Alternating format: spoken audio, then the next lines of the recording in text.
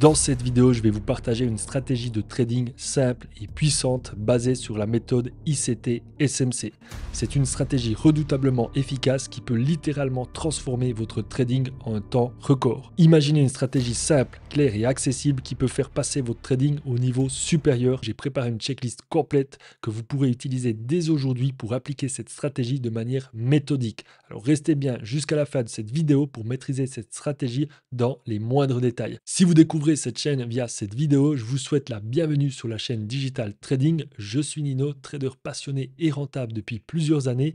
Ici, je vous partage mes stratégies, des tutoriels pratiques et des analyses pour vous aider à progresser et atteindre la rentabilité sur les marchés. Aussi, chaque soir, je publie une analyse complète sur le gold, idéal pour enrichir vos connaissances et perfectionner vos compétences. Donc, abonnez-vous, activez la cloche et démarrez dès maintenant votre progression vers la rentabilité à mes côtés. C'est parti maintenant, rentrons dans le vif du sujet, je vais vous présenter cette stratégie. Pour vous aider, je vous ai créé une checklist qui retrace toutes les étapes de cette stratégie afin que vous puissiez la mettre en place de la meilleure façon possible. Donc, je vous recommande vraiment de télécharger cette checklist. Le lien est dans la description. La première étape, c'est au niveau des plages horaires. On va trader uniquement entre 14h et 17h. Ça correspond à l'ouverture et au début de la session de New York. C'est la période où le marché est le plus actif et offre les meilleures opportunités. Cette stratégie, je l'utilise sur le gold, mais vous pouvez très bien aussi l'utiliser sur d'autres actifs. Vous êtes aussi libre de trouver d'autres plages horaires, par exemple sur le DAX, c'est aussi viable le matin. Donc, n'hésitez pas à tester de votre côté différentes choses, mais pour cette vidéo, on va la faire sur le gold de 14h à 17h sur le marché américain. Donc, la première chose que je vais faire, c'est de tracer les horaires de 14h, voilà, à 17h.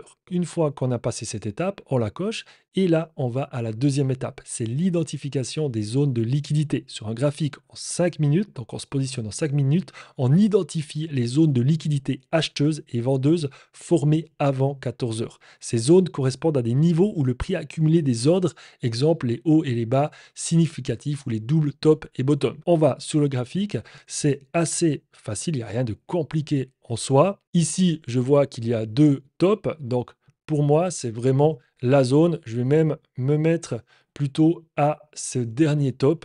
Donc pour moi, là, c'est la liquidité du haut.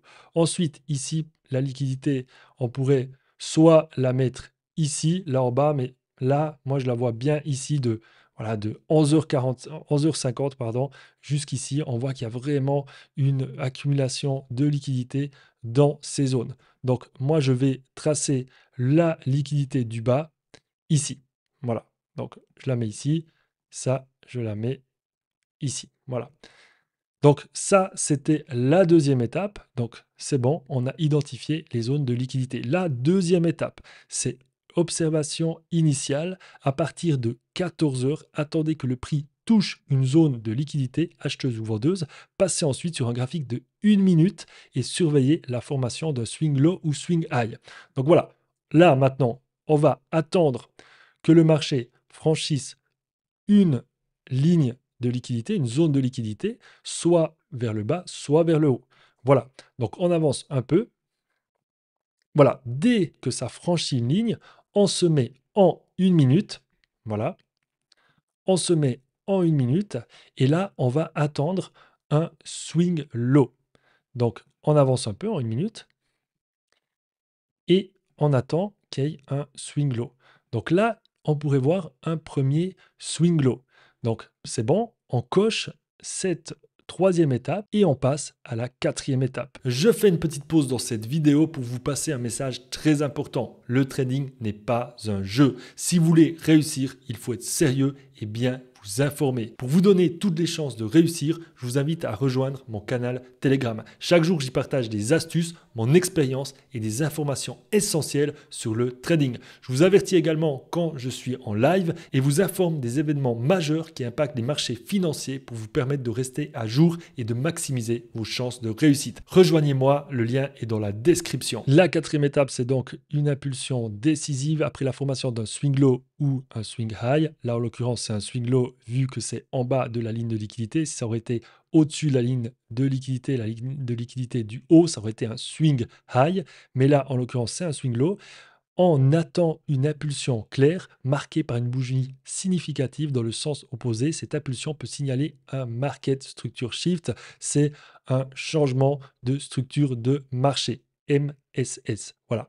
Mais c'est un MSS potentiel, on n'est pas sûr. Donc voilà, on avance et on attend une impulsion. Donc voilà, là, il y a une impulsion.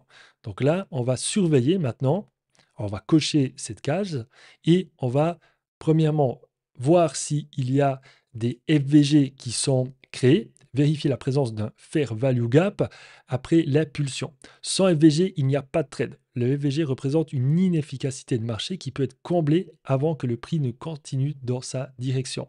Donc, ce qu'il faut comprendre, c'est que pour valider cette stratégie, il faut vraiment que toutes les étapes soient présentes. Donc là, on va vérifier si on a un FVG. Donc effectivement, on a une impulsion et on a un FVG ici. Voilà, il y a un FVG. Donc c'est bon, là, on peut cocher cette étape. Donc maintenant, c'est l'étape de validation du changement de structure MSS.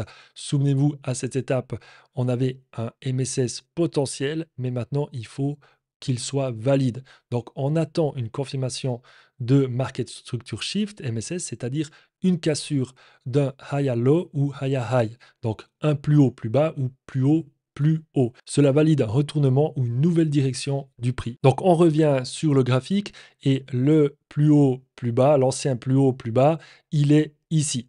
Voilà. Donc là, on va attendre que le marché vienne casser ce plus haut pour valider la stratégie. Donc, valider la prise de trade. Donc, on voit que finalement, le marché revient en dessous de cette FVG. Voilà. Mais pour l'instant, il n'y a pas d'invalidation parce qu'on a toujours ici, on voit une FVG qui est créée ici.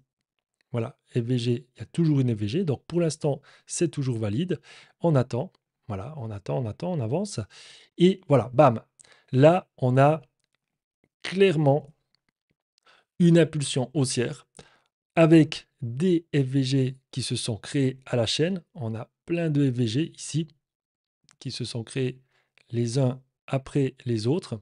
Et on a cette cassure de plus haut qui nous montre un changement de direction. Donc c'est bon, on a la confirmation du MSS, on peut cocher cette étape. On passe maintenant à la prochaine étape, c'est le placement de l'ordre limite. Parce que dans cette stratégie, on place des ordres limites. C'est quoi un ordre limite? C'est on va placer un ordre à l'avance et quand le marché va arriver sur cette zone de prix, sur ce prix, l'ordre va être pris automatiquement. Donc une fois qu'on a tous les critères précédents validés, on va placer un ordre limite dans le fair value gap FVG identifié.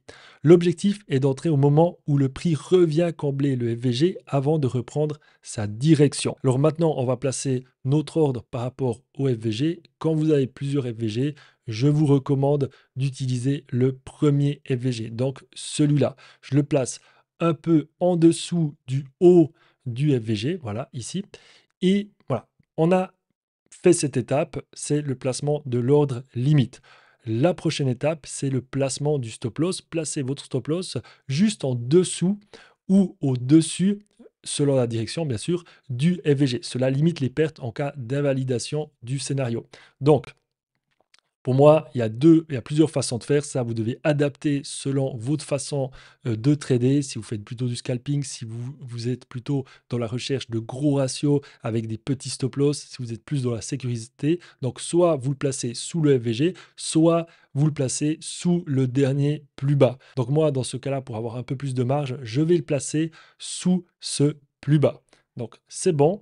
On a placé sans stop loss. Ensuite, au niveau du take profit, là, il faut se référer aux anciens sommets. Donc, soit on vise, par exemple, ici, cet order block, ici, qu'on voit en M1, ici, il y a un order block ici. Donc, soit on vise cet order block, ou bien tout simplement, on va un peu plus haut et on vise cette zone de liquidité.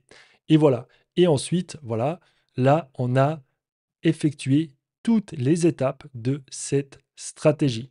Et maintenant, on regarde qu'est-ce qui va se passer. Le marché revient ici. On voit bien le marché vient toucher mon ordre limite, le trade est pris et ensuite, bam, voilà, TP. Donc vous voyez, cette stratégie est pas compliquée. Vous avez tout simplement à suivre toutes ces étapes une après l'autre. Et je vous le répète, s'il y a une étape qui n'est pas confirmée, ça invalide toute la stratégie. On arrive à la fin de cette vidéo. J'espère que vous avez apprécié ce contenu et que cette stratégie va vous aider à vous améliorer en trading. En tout cas, je vous recommande vraiment de télécharger la checklist. Le lien est dans la description. N'hésitez pas à me partager vos avis en commentaire. N'oubliez pas de liker la vidéo, de vous abonner si ce n'est pas fait. Et en tout cas, si vous voulez faire partie des 10% des traders rentables, sachez que vous êtes ici à la bonne place. C'était Nino. À la prochaine pour encore plus de contenu de qualité. Ciao tout le monde.